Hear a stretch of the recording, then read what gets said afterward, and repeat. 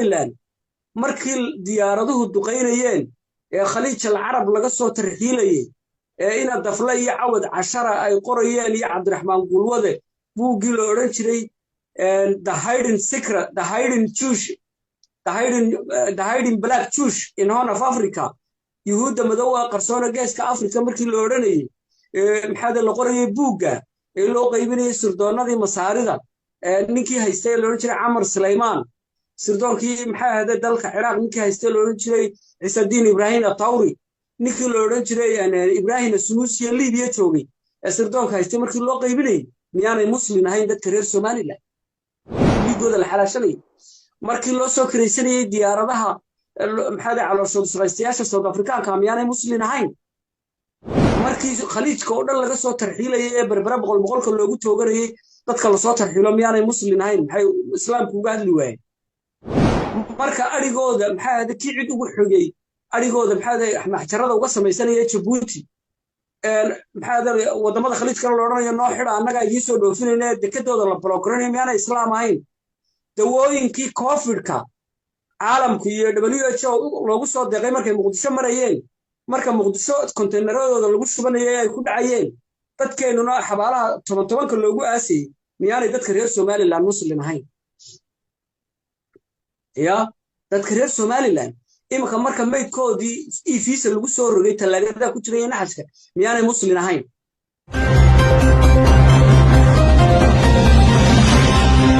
بسم الله الرحمن الرحيم والصلاة والسلام على أشرف المرسلين نبينا محمد وعلى آله وصحبه وسلم أجمعين عاوة أي تاريخ تاي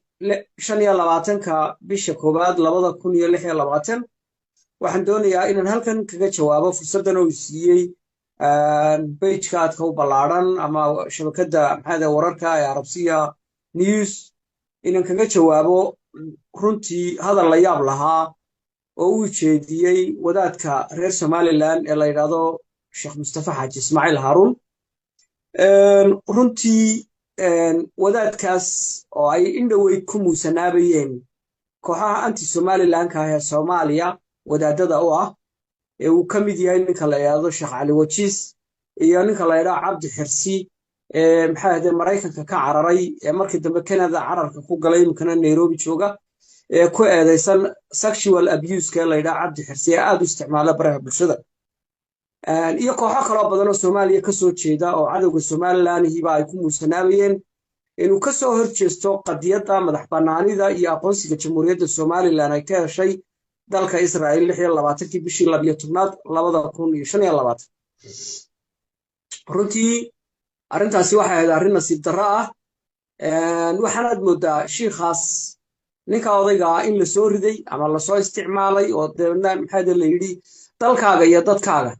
maxaa ka hor kaalay isna uu qaatay oo aanu ka hor imanin wixii maxaa muusanowgii shisheeyaha cadawga Somaliland ay farta ugu fiiqayeen inuu dalkiisa maxaa ka hor yimaado iyo doonista ummadiisa 60 milyan runtii arintaasi nasiib darro ahayd horena dalkoo dagaal ugu jira ayaa nin qaad walaalo laascaanood jooga Cabdi Jabuutaawi Maxamed Jabuutaawi la yiraahdo ayaa yiri Sheekh Mustafa maxaad u hadli weydo markaas uu xuduudaba ma jiraan waa markii labaad ee uu Sheekh Mustafa weeraro ama uu ka hor yimaado jiritaanka qarannimada Jamhuuriyadda Somaliland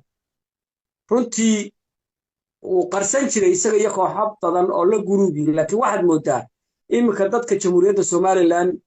labadii sano u dambeysaba ilaa 3 sano u dambeysaba inuu soo bareerayay oo marba si yaroo kooban oo maxaa ahaydeen marada isaga tuuray laakiin waxaan u sheegayaa Sheekh Mustafa hadii aan xuduud jirin waa adigii Norway deganaaye marka Oslo laga soo adeeg tagayo waan ognahay maciishada Norway waa qaali oo waxa loo soo adeeg tagayo Tobori ama Gothenburg qofba sidoo u yaqaanay maxaad baasaboorkaaga jeebka ugu soo qaadanaysay dadka Norway degan Oslo degan iyo dadka Tobori degan waa isku qoomiyad waxa qaybisay xad iyo xuduud caalamiya had baasaboorkaaga u soo qaadanaysay Norwegianka way hadaan xuduud jirin haddii aan xuduud jirin maxaad xajka lagu tagi weyday ama diyaarad siga raaci weyday maxaad baasaboorka u qaadataa dan xuduud iyo dawladnimo jirin haddii aan xuduud iyo dawladnimo jirin maxaa lagu diiday fiisa inaad America dawladda America kugu diiday dalkeeda inaad gasho ay fiisa kugu diiday هتكجش هذا يرد الله واسعنتها حقيقة إن عندها لغير ما الشيخ مصطفى دنيا وحكتشدا دولة شروع كل سنة أو أيدت كودو بستان سومالي لأن كواسي كمتان حدودها ذو كواسي كمتين أدينا مدى فريقتي نين كان مدى فريق تأرنك كلا maxay ahaday aad soo riixday lagu soo riixay adiguna aad soo riixday inta lagu yiri hadal aad tiri dad baa la soo raraya oo dalkoodii laga soo raraya la soo barakicinaya markii aad dul cad iyo daroor taaleen haddii dalkiina dadka la dejin lahaa ka waran Somaliland xukuumad bay leedahay oo loo doortay kamay hadlin arrintaas way cadaysay inaanay waxba ka jirin oo dad maxay laga soo raraya meesha la yiraahdo Falastiin inaanay jirinin way sheegtay wasiirka arrimaha dibadda dalka Israa'iil inaan warkaas jirin uu sheegay Gideon Saar uu sheegay isaguna adigu markaa ma waxaad soo rumaysanaysaa warka anti Somaliland ka sheekh Cali Wajiis iyo Cabdi Xirsi ay shubayaan iyo kaadiriinta Soomaaliya iyo cayayaanka baraha bulshada Soomaaliyeed soo rumaysato ayaad media la soo koraysaa mikrofoonka la soo koraysaa wadada Somaliland maxay ahaydeen lagu handadayaa oo adigu markaa la imanaysa miis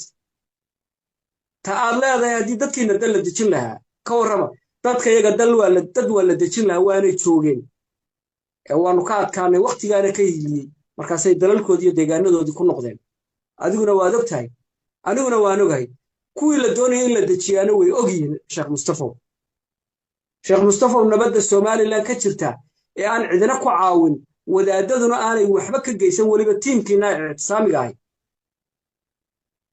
waxa weeyaan ta aad ku barakowdeen aad ku bacwaadeen ee aad khamiiska yar ku sidato ee aad salaadii mashaashidka ku tagto iyadoo cidina ku ilaalinay nimanka ku soo diray Sheekh Bashiir Ahmed Salaad iyo Sheekh Cali Wajiis hodheelada jasiire Amazon ilaaliso ayaa lagu waardiyeeyaa mid walba $12,000 baa laga qaadaa bishii ama sanadkii laakiin adigu taa ilaahay ku tusi waayay hargeysa burcad iska joogtaa waad lugaysaa cid kuma ilaaliso salaada subax iyo salaatuleelka gurigaaga ka baxda adigoo dacas iyo macawisita iyo khamiis wad soo tukataa laakiin taas wad ku xamdi weydi adiga iyo groupkaaga kula midkaahiba waa ku xamdi weydi Somaliland dhibaatada groupka aad ka tirsan tahay ictisaamiga ay u geysteen haddii aan tiriyo timahaas way ka badan yihiin waxa ka mid ah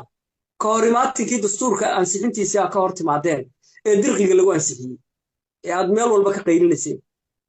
waxa ka mid ah laxsigii caawimadii timirta ahayd ee dawladda Sacuudi Arabiya sadaqada u bixin jirtay timirtii loo oran jiray hadiyatu khadiman xarameyn shariifayn ee dhowriya sagaashanaadkii iman jirtay dalka ee markii dambe Maxamed Xaaji Ibrahim Cigaal yiri war timirtan maxay ahayd goorma Sacuudigu inagu caawiyay lagu yiraahdo inagu ma caawinno waa laynaga soo iibiyo bakhaaraday taala Maxamed Xaaji Ibrahim Cigaal yiri oo waxa ku qoran lamana iibin karo lamana bedeli kare sidee baa ay ugu iibinayaan bakhaarado dadna la qoliyo wada daaba soo qaado iibiya ee uu warqada u qoray yiri war anaga waa nalaga iibiyay haddii aad idinku soo siisaan annaga dawladaha noo keena haddii aad ururo u dhiibaysaanna annaga kuwaasi way naga iibiyaan ogaada sadaqaydin ma aha sidaana lagu joojiyay timirtaasna maanta la siiyo wadamada Bangladesh iyo Burkina Faso waxa kamid ah samaynta maxkamado qeyral dastuuriya oo maxay ka dhinac samaysan maxkamadii sharciga ahaa ee dalkani lahaa kuwaasoo dhiig bax iyo koritaan la'aan ku sababay maxkamadii sharciga ee dastuuriga ee dalka jiray taasoo siqiirinaysa hay'adii saddexaad ee dalka oo ah hay'adda Judiciary Department oo aad ka dhinac samayseen maxkamado idinku aad leedihiin oo ugu magac darteen maxkamadda Islaamiga idinkoo kuwa maxkamadda dawladda ka dhigaya maxkamadaan Islaami ahayn waxa kamid ah diidista in dalku yeesho bangiye caalami ah oo lagaga maarmo lacagta diyaaradda sii saaran ee lagu shubo bangiyada Djibouti ee laga qaado Burco iyo Hargeysa waxa kamid ah ka soo horjeesiga integrity-ga iyo xuduudaha dalka idinkoo mar kasta oo dalka xuduudihiisa in dawladnimadu gaadho la doono masaajidada la soo koro ambarafayr xuduudo ma jiraan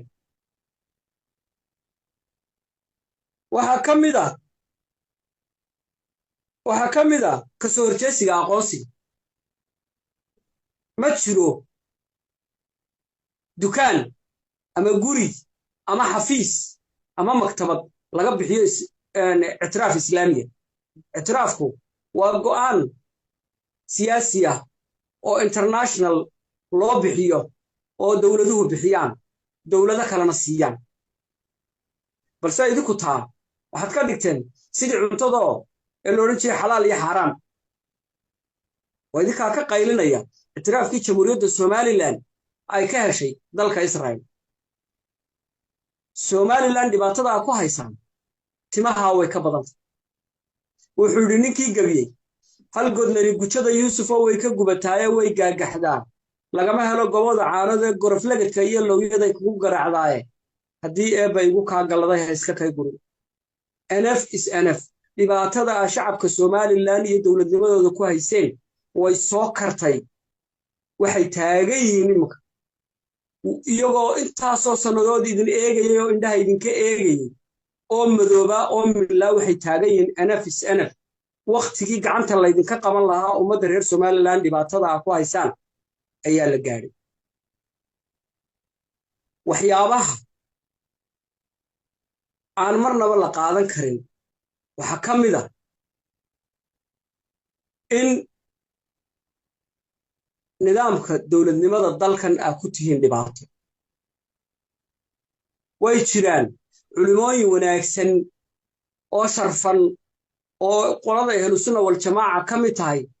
oo culimada qaadiriyadu ka mid tahay oo culimada tabliiqiyintu ka mid tahay oo culimada salaful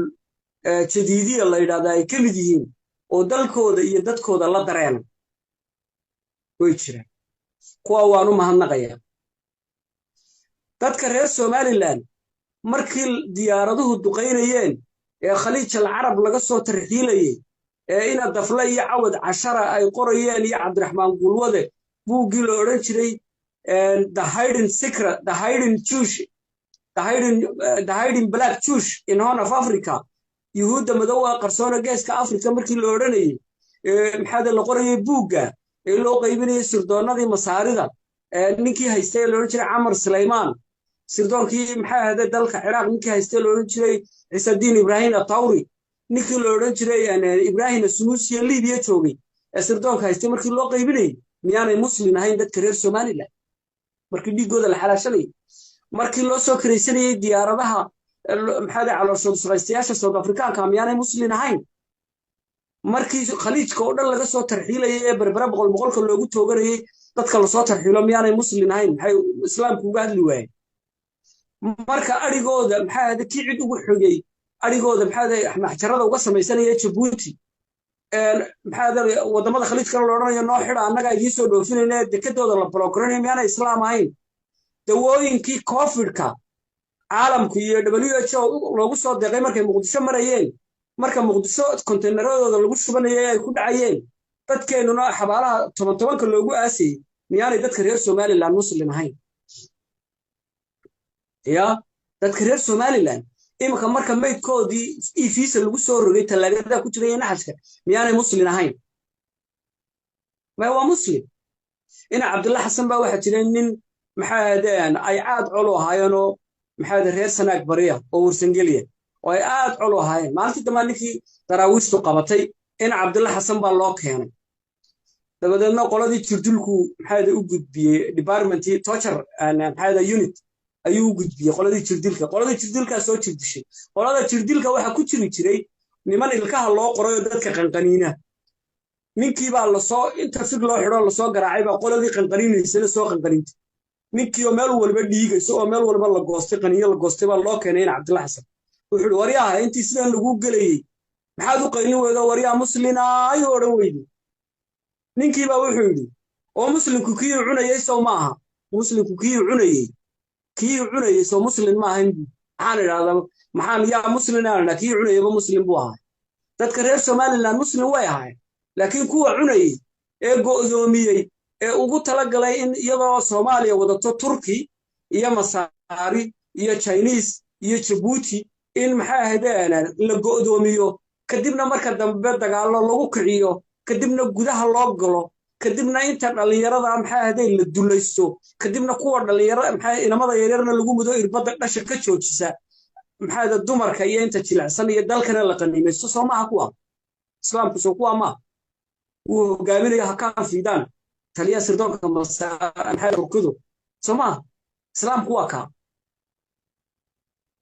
waa ka noocaasa ee doonaya Soomaha hay waxaan u sheegayaa Mustafa Xaaji Ismaaciil iyo tiimkiisa shacabka reer Somaliland way ka soo daaleen diin lagu awra kacsanayo waxaanu nahay dad islaam oo Shaaficiya oo madhabta Shaaficiya haysto oo sunniya ka abbaanu diinta ku dhalanay oo idinku Ilaahay bariijaan u marno nooga wakiila ma tiidin waxaanu idin sheegaynaa nakhaldi maysaan Soomaaliya iyo cadawga iyaga noo garbaduubi maysaan iyo in Umar Geelle idinkoo Turki iyo China oo 10 milyan oo uugar ah oo islaam ah maxaa jeelal ku haya oo khamri iyo kaadi waraabiya iyo qansiir idinkoo wato ku daaban maxaa Turki oo maxaa malaayiin muslimiin oo kurdiina oo dadkii islaamka ugu taariikhda weyna saalixudun ayuba ka dhashay idinkoo wata annaga nakhaldi maysaan annagu intii la khaldayay waanu 65 sano waaya arag abaanu qabnaa nakhaldi maysaan hadii shalayta awowiyada yar la khalday abayaashayna dagaalameen annagu maanta waxaanu jiilkii khaladkaasi hayay ma yeelinaan haddii aad ku nabad gasheen oo ku bacwaadeen nabadda Soomaaliland oo farafar dumar ku qabtaan oo aad Somaliland u isticmaashay nabadii dalkan oo idna waxba idinka gelin oo aydna u soo dagaalamay nabadgeliya iftiinka u soo baxay iyo meesha aanu u socono nabadgeliya inta haddii aad yeeli weydaan waxa iman doonta mar shacabka gacmihiisu soo gaari doono Liibiyaanku waxay oran jireen sakar famag xidha afkiina ama xidh afkaaga waxaan leeyahay nin kasta oo Somaliland ka soo horjeedo ama sheekh sheego ma jiro qof Ilaahay abuurtay oo macsuum ka ah oo ifka saaran oo dambi macsuum ka ah ma jiro tatalka doonayso sheego marka waxa weeyaan waxaan hadalkayga ku soo koobaya galool gudimanimay geel u tahay xoor gilgili maayo anse ma ogi gabanay dhasho gaawo laga buuxso haddaad afkiina xidhi weydaan waqtiga iyo annaga xidhi doona shacabka reer Somaliland waxaan leeyahay dawladnimadiina ilaashada dalkiina ilaashada dawladda la shaqeeya madaxweynahana waxaan leeyahay xukuumad cadawga dalkan ka celisa oo international relationship-kana ku fiican dhiso xukuumad difaaca ku fiican dhiso